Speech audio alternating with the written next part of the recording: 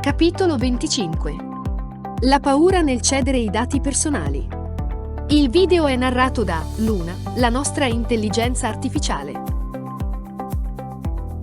Continuando con lo studio che abbiamo appena citato, ossia quello dell'osservatorio Celligent, sembrerebbe che il 47% delle persone intervistate, all'interno di un campione di 5.000 unità, quindi un campione statistico che può essere assolutamente ritenuto rappresentativo, ritenga minaccioso il fatto che qualcuno possa fare dell'advertising, della pubblicità online, tramite elementi salvati, tramite pin, tramite retweet, i preferiti, dal mi piace, e addirittura se andiamo più nel dettaglio, vediamo che il 36% degli utenti ritiene che sia minaccioso anche il solo studio degli acquisti precedenti.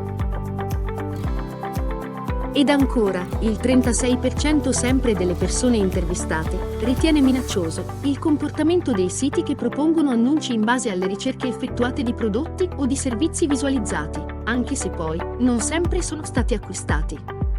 Questo è quello che succede normalmente e che si definisce remarketing, ossia vado a visitare il sito del negozio X o Y, vedo un determinato prodotto e dopo, per il solo effetto di averlo visto, vengo bombardato di annunci pubblicitari di quel prodotto o di quel negozio. Tutto quello che abbiamo appena detto è in assoluta antitesi con i comportamenti generali delle persone che, ad esempio, sono solite su Facebook scrivere di tutto, quindi da una parte dicono di tutto, postano foto e situazioni, indirizzi, fanno sapere anche ai ladri quando non sono in casa. Avete mai visto quelle cartine geografiche con scritto Pippo si trova in questo momento qui, con tanto di ristorante eccetera? E quale migliore informazione per chi vuole venirci a far visita a casa? Quando non ci siamo, ma dall'altra, hanno invece la paura che la loro privacy venga violata. In ogni caso, abbiamo visto che la maggior parte delle persone, perché se le punte sono dell'80%, la media è rappresentata dal 71%, ritiene che la personalizzazione sia un elemento importante, necessario e centrale, nell'esperienza utente desiderata.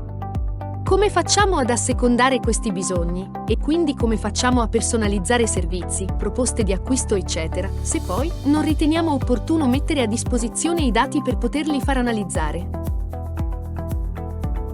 Su questo punto va fatta una considerazione estremamente importante, ossia che l'elemento che fa la differenza è la percezione del furto dei dati. Le persone sono quindi generalmente disponibili a farsi profilare, sono disponibili a cedere i propri dati in cambio di un'esperienza utente o di proposte di acquisto mirate e personalizzate, ma questa deve assolutamente essere una loro azione. Non può e non deve essere indotta. Quindi, quando ci ritroviamo a progettare qualsiasi tipo di campagna o quando progettiamo ogni singolo sconto personalizzato, dobbiamo tenere conto delle esigenze degli utenti e, cosa di maggiore importanza, dobbiamo portare loro a fare il primo necessario ed indispensabile passo nel voler mettere a disposizione i loro dati per avere in cambio quanto di più adeguato possibile alle proprie esigenze. Hai un'attività commerciale? Sì. Bene. Aprila anche online tramite noi. Quindi, alla domanda come creare un e-commerce, le risposte sono: non il classico sito e-commerce aperto a tutti, ma un'app personalizzata per la tua attività che tu possa far installare ai tuoi clienti. In questo modo venderai solo a loro, ossia solo a coloro che ti conoscono e l'hanno scaricata, ma fidelizzerai 1 milione di volte di più di uno store aperto a tutti, ma da pubblicizzare.